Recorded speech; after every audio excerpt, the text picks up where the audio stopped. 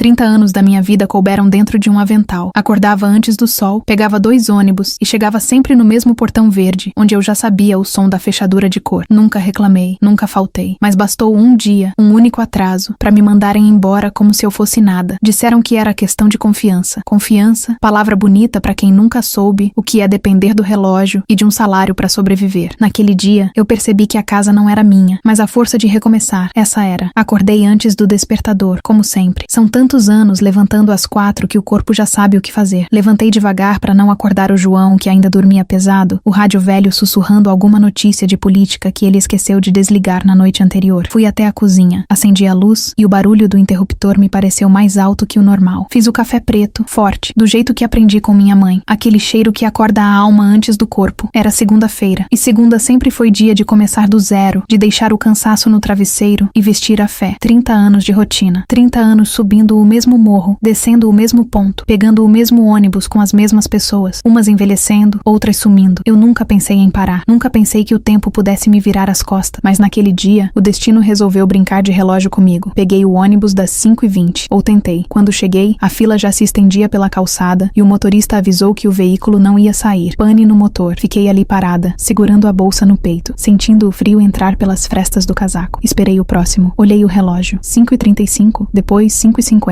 depois 6h10. Liguei pra Dona Vera, a patroa. A voz dela veio fria, seca. Irene, você sabe que a pontualidade é fundamental. Expliquei, pedi desculpa, disse que já tava no ponto, que logo chegava. Ela suspirou do outro lado. Tá bom, mas tenta não demorar. Demorar, palavra pequena pra um medo tão grande. Quando consegui entrar no segundo ônibus, minhas mãos tremiam. Eu olhava pela janela, o céu clareando, e sentia o coração bater como um relógio desregulado. 30 anos, e nunca um atraso. Nem quando eu tive febre, nem quando meu pai morreu. E agora, justo agora, o ônibus resolve quebrar. Cheguei 1 hora depois do normal. O portão verde estava aberto. Entrei devagar e percebi que a casa estava silenciosa demais. Normalmente, àquela hora, o barulho das crianças, agora já adultos, enchia o corredor. Mas eles já não moravam mais ali. Só Dona Vera e o marido, seu Henrique, ficavam. Bati na porta da cozinha, como sempre fiz. Ela apareceu, impecável, o cabelo preso, o roupão branco. Irene, precisamos conversar. Não gostei do tom. Ele era frio, quase ensaiado. Ela me levou até a sala. E ali, entre os móveis que eu mesma lustrava há décadas, ela me disse que não precisava mais dos meus serviços. Que o atraso daquele dia mostrava falta de comprometimento. Eu quis rir. Juro que quis. Falta de comprometimento? 30 anos sem um erro, sem uma ausência, sem uma reclamação. E agora, um tropeço no relógio me transformava em problema. Fiquei calada. Senti a garganta secar. Perguntei se fizera algo errado, se havia outra razão. Ela desviou o olhar, como quem sabe que está ferindo alguém e prefere não ver o sangue. Irene, o mundo mudou. Hoje precisamos de gente mais ágil. Ágil. Essa palavra me atravessou como faca. Eu tinha 62 anos, mas ainda dava conta de tudo. Lavava, cozinhava, cuidava da casa como se fosse minha. Eu sabia onde cada coisa ficava, o que cada móvel significava. Era como se eu fizesse parte das paredes. E de repente, fui expulsa delas. Peguei minha bolsa e saí sem olhar para trás. O portão verde se fechou com um estalo que ecoou dentro de mim. Na rua, o vento frio bateu no rosto e eu senti que o chão debaixo dos meus pés não era mais o mesmo. No ônibus de volta, encostei a cabeça no vidro e chorei, baixinho, pra ninguém ver. Cada lágrima parecia carregar um pedacinho da minha história. Os aniversários que perdi pra trabalhar, as dores que escondi pra não faltar, as vezes em que sorri pra não desagradar. Eu não chorava só pela demissão. Chorava porque percebi que pra eles eu nunca fui parte da família, como diziam nas festas de Natal. Eu era só mais uma peça que se troca quando enferruja. Quando cheguei em casa, João já tinha saído pra feira. Deixei a bolsa no chão, sentei na beira da cama e fiquei olhando as mãos. Tantas rugas, tantos calos. Cada marca era um registro de serviço, de cuidado, de amor colocado em tarefas simples. Passar, varrer, cozinhar, coisas que parecem pequenas, mas que sustentam o mundo dos outros. Fiquei ali, perdida no silêncio, tentando entender como se desaprende uma rotina de 30 anos. À tarde, fui ao quintal. As roupas do varal balançavam ao vento, e eu lembrei de quantas vezes pendurei as roupas da Dona Vera com aquele mesmo cuidado, esticando cada peça para não precisar passar depois. E pensei, quem vai fazer isso agora? Foi quando ouvi a voz da vizinha, Cida. Dona Irene, a senhora tá bem? Sorri, meio sem força, e contei o que tinha acontecido. Ela ficou indignada, me abraçou. Depois, tímida, perguntou se eu podia ensinar a ela a passar camisa social. Ia começar num emprego novo e não queria fazer feio. Aquele pedido me atravessou diferente. Pela primeira vez no dia, eu senti que ainda servia para algo.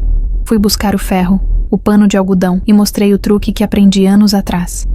o movimento do ombro até a ponta da manga, para não deixar marca. Ela olhava fascinada, como se eu tivesse revelado um segredo antigo. Quando ela foi embora, com um sorriso e um "Deus lhe pague", eu sentei de novo, mas o coração já batia diferente. Eu pensei, talvez o que eu sei não precise morrer comigo. Nos dias seguintes, outras mulheres vieram. Umas queriam aprender a cozinhar, outras pediam ajuda para limpar sem gastar muito produto. Uma delas, viúva recente, perguntou como fazer o próprio sabão para vender. Eu ensinei. E sem perceber, uma coisa nova nasceu ali. Uma roda de mulheres, cada uma trazendo sua história, sua luta, e eu no meio, guiando, ouvindo, compartilhando. Descobri que meu trabalho nunca foi só limpar a sujeira dos outros. Foi cuidar, sustentar, transformar caos em calma. E agora, finalmente, eu fazia isso para quem realmente precisava, para nós mesmas. Um dia, Cida me chamou de professora. Eu ri. Professora, eu que mal terminei o primário. Mas entendi. A vida ensina de outros jeitos. Cada dia que eu achei banal, cada faxina, cada lágrima engolida, foi uma aula que agora eu podia repassar. Na semana em que faria um mês da demissão, recebi um envelope pelo correio. Era de Dona Vera, um cheque e uma carta curta, formal, dizendo que agradecia pelos serviços prestados. Li aquilo e pela primeira vez senti pena, não de mim, mas dela, porque enquanto ela comprava tempo, eu finalmente o estava vivendo. Desde então, o relógio continua no mesmo lugar da parede da cozinha, só que agora ele marca as minhas horas, não as dos outros. E quando lembro daquele dia, do portão verde se fechando, percebo que o tempo não me expulsou. Ele só me devolveu para mim mesma. Nos primeiros dias depois da demissão, confesso que andei meio perdida. O corpo ainda acordava às 4 da manhã, mesmo sem despertador. Era como se dentro de mim morasse uma rotina que não sabia que tinha sido dispensada. Eu fazia o café, sentava na beira da cama e esperava o sol nascer, com a sensação de que alguém ia me chamar a qualquer momento. Mas o telefone nunca tocava. Nos primeiros dias, chorei. Chorei não só pela perda do emprego, mas pelo vazio que ficou entre uma tarefa e outra. Eu sempre tive hora para tudo. Hora de passar, hora de cozinhar, hora de limpar. E de repente, o tempo se abriu em silêncio. Um silêncio tão grande que parecia ecoar dentro da casa. No entanto, foi nesse vazio que algo começou a brotar. Cida apareceu de novo, com 2 vizinhas. Queriam aprender a fazer sabão caseiro, igual ao que eu fazia com gordura reaproveitada e soda. Trouxeram cadernos e canetas, como alunas de escola. Eu ri, mas ensinei direitinho, com paciência. Mostrei o ponto certo, o jeito de mexer para não empelotar, e quando viram o sabão endurecendo na bacia, bateram palmas. Parecia coisa pequena, mas naquele momento senti uma alegria que há muito tempo eu não sentia.